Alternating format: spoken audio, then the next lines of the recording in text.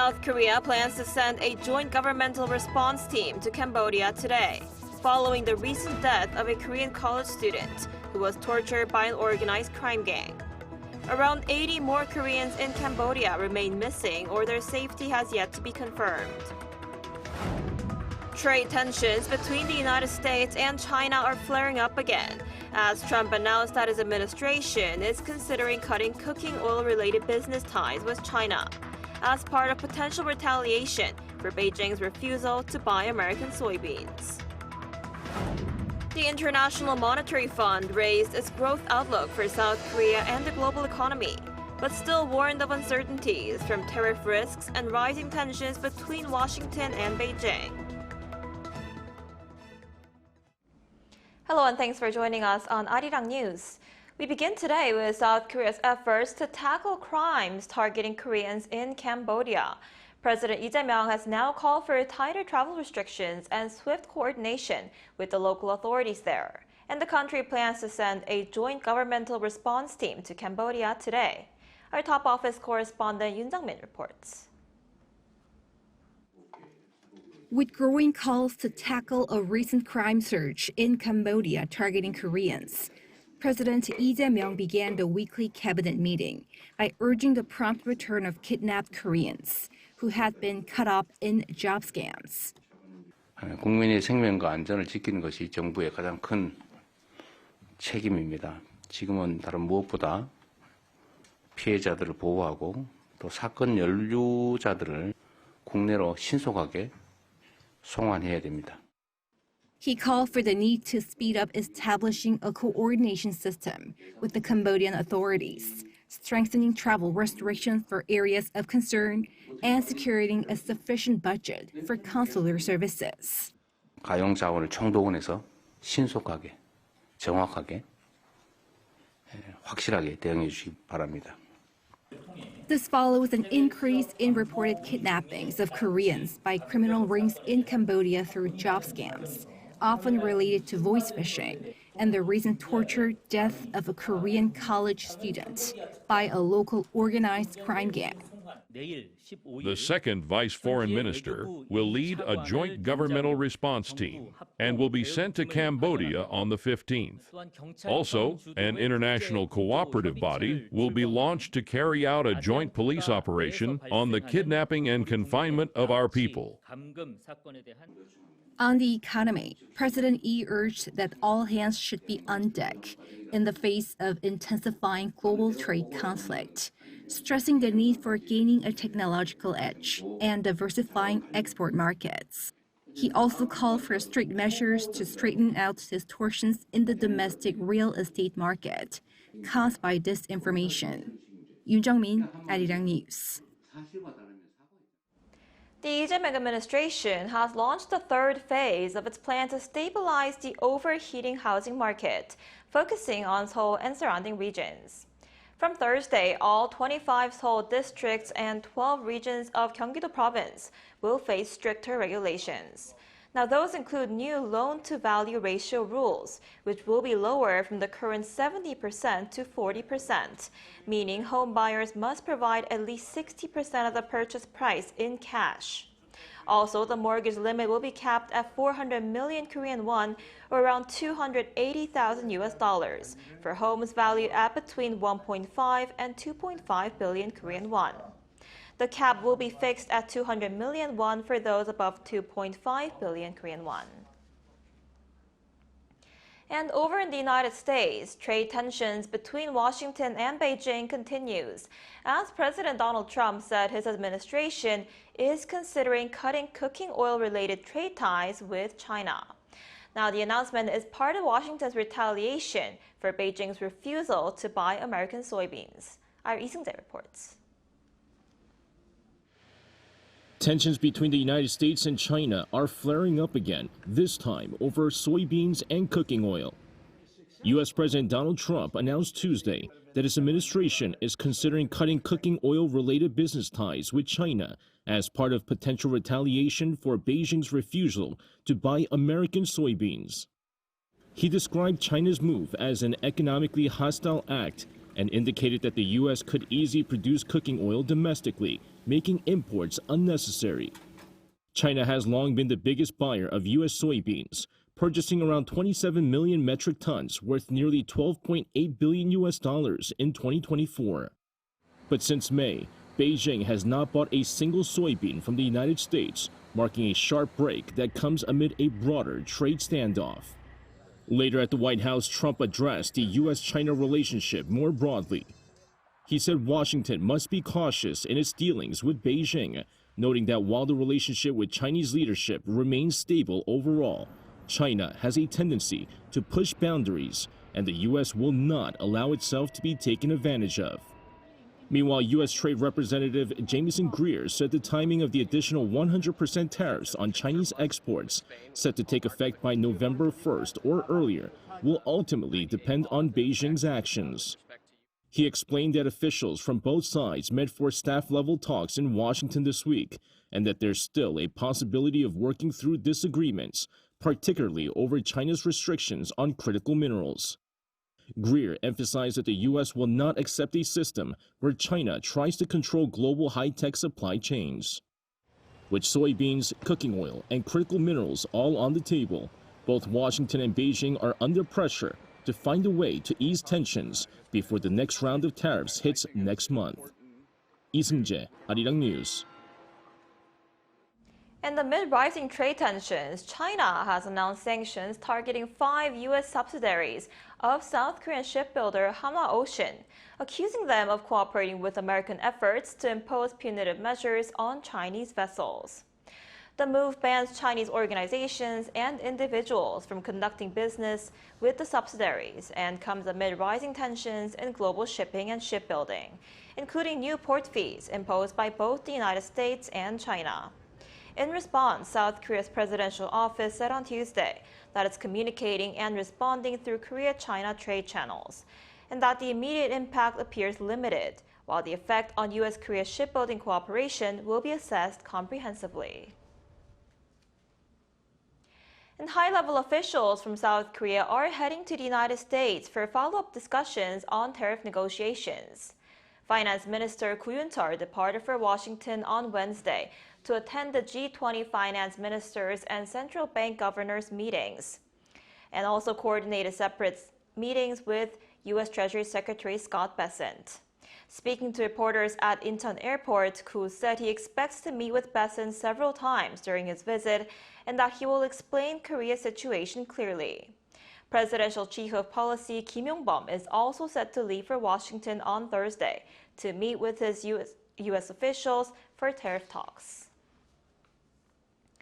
The International Monetary Fund has raised South Korea's growth outlook, but warns that escalating tariff tensions and global uncertainties could slow the recovery.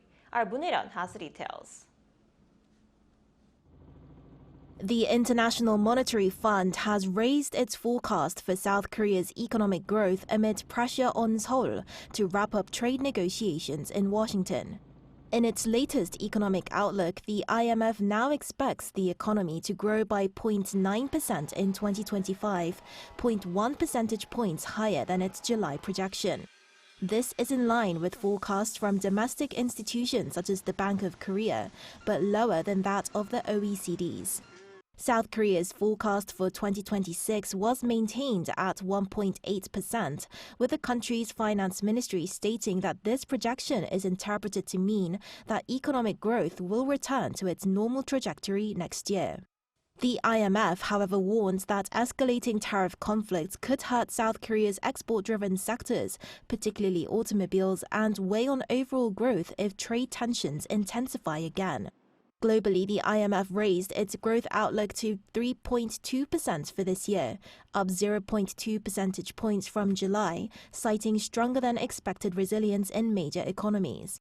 The U.S. economy is now projected to grow by 2% this year and 2.1% next year, while China's growth is expected to slow from 4.8% to 4.2%. The financial institution said the impact of U.S. tariff policies was smaller than initially feared, thanks to preemptive supply chain adjustments and new trade arrangements. But it cautions that rising tensions between Washington and Beijing could once again weigh heavily on global growth. This is more of a downside risk in a sense. This is what we have to think about what could happen if negative trade measures were implemented, if some restrictions on exports of critical materials were implemented. It illustrates the potential for the global economy to take a turn for the worse if trade tensions become more elevated.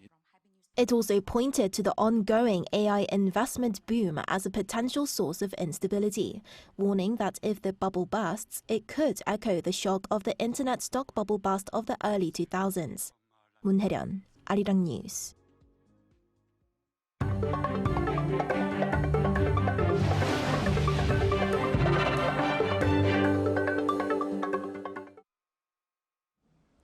A year after Kang's historic Nobel Prize in Literature, the world's curiosity for Korean stories has only grown. But beyond the words on the page, it's the art of translation that has carried those stories across borders. Our Park Hyubin has more. It's been a year since Korean author Kang became the first South Korean to be awarded the Nobel Prize in Literature. Since then, with K-pop, K-dramas, and K-films capturing audiences worldwide, Korean literature has emerged as another key pillar of the K-culture wave, and at the heart of it all is translation. Translation is absolutely vital. Korean is not globally common language, so for our literature to reach international readers, translation is the most important bridge. Kwak says the bridge is now being built by a new generation, native language translators from around the world drawn by their passion for Korean culture. Since 2008, our institute has been running a translation academy to train translators who can faithfully and fluently convey Korean literature. Each year, about 120 students from 7 language regions take part in the program. Many of them are so fluent in Korean that you can hardly tell whether they are native speakers or not. So do you have any specific plans or any goals in terms of making the Korean literature make more popular in the global market? We want to strengthen the translators' entire career path, from newcomers learning under senior mentors to professionals joining dedicated residencies that allow them to focus fully on translation. As Korean books gain traction abroad, Kwak notes that global readers are embracing an ever wider range of stories, from healing-themed fiction to socially charged novels. Our next goal is to broaden that reach, not only sharing popular titles, but also introducing literary works of high quality and artistic depth that haven't yet been discovered overseas. For Kang and other writers, translation has been the key to voice, and as more translators bridge languages and cultures, the world of Korean literature continues to expand beyond borders. Park Hyubin, Arirang News. Shifting gears to sports, the South Korean men's national football team bounced back from a heavy defeat to Brazil with a 2-0 win over Paraguay in a friendly in Seoul on Tuesday. In the match at the Seoul World Cup Stadium, Ji-sung opened the scoring after 15 minutes, marking his first international start with a goal. Substitute Oh Hyun-gyu sealed the victory in the 75th minute with his 4th goal in 6 international contests. The win came just days after a 5-0 loss to Brazil. Head coach Hong Myung-bo responded by shaking up his lineup, making 8 changes to the starting 11.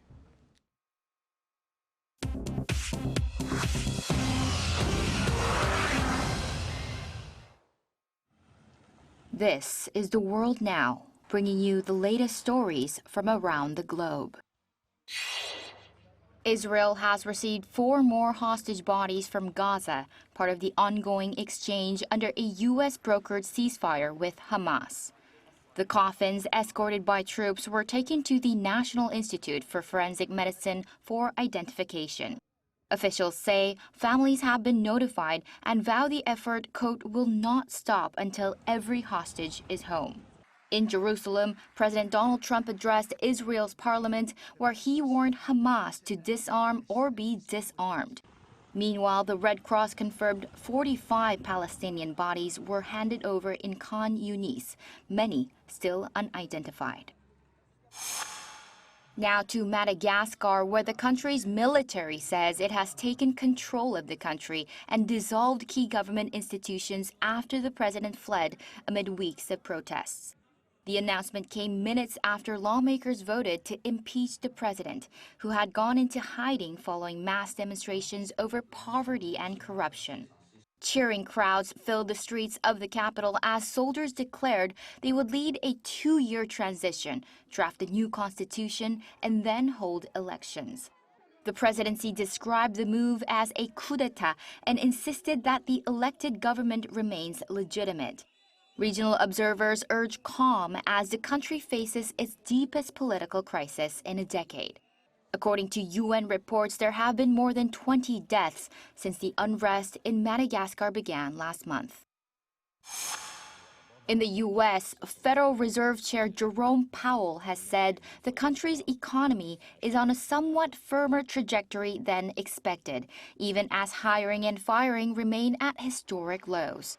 Speaking in Philadelphia on Tuesday, Powell noted policymakers will take a meeting-by-meeting approach to future rate cuts as they weigh persistent inflation against a weakening labor market. Powell said private data suggests both layoffs and hiring remain low, even with official figures delayed by the ongoing government shutdown. He added that an uptick in inflation mainly reflects tariffs rather than broader price pressures. The central bank cut rates by 1/4 point last month and is widely expected to do so again at its next meeting in 2 weeks. R&B and soul singer D'Angelo has died from cancer aged 51, his family confirmed. Born Michael Eugene Archer in Richmond, Virginia, D'Angelo was celebrated for pioneering neo-soul, blending R&B, jazz, and hip-hop. His 3 albums, Brown Sugar, Voodoo, and Black Messiah, won 4 Grammys and reshaped modern soul music. The video for his hit entitled How Does It Feel became a defining moment of his career. Tributes from artists poured in, including Doja Cat, who praised him as a, quote, true voice of soul, and Jennifer Hudson, who said, quote, we lost a true original today. Chu Ji-hyun, Arirang News.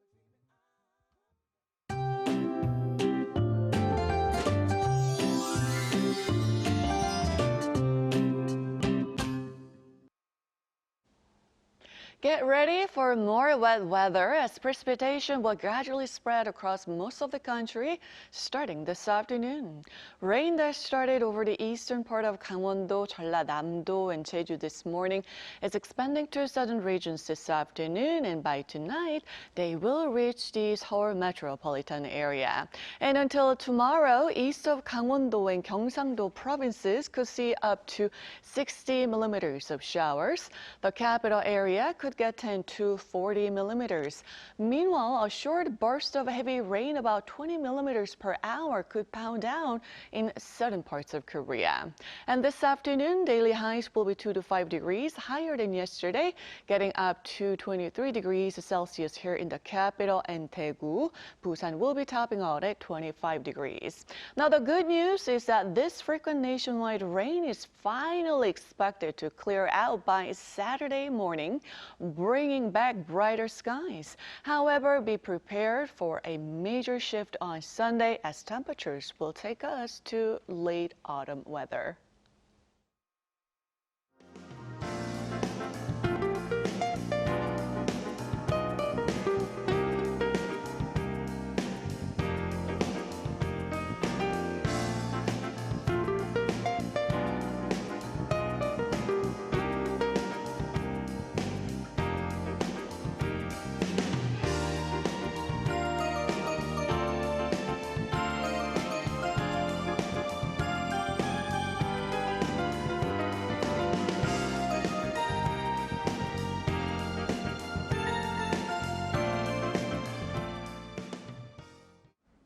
Now that is all we have for today's noon edition of Arirang News. Thank you for watching. We'll be back at 5 p.m. Korea time. Stay tuned.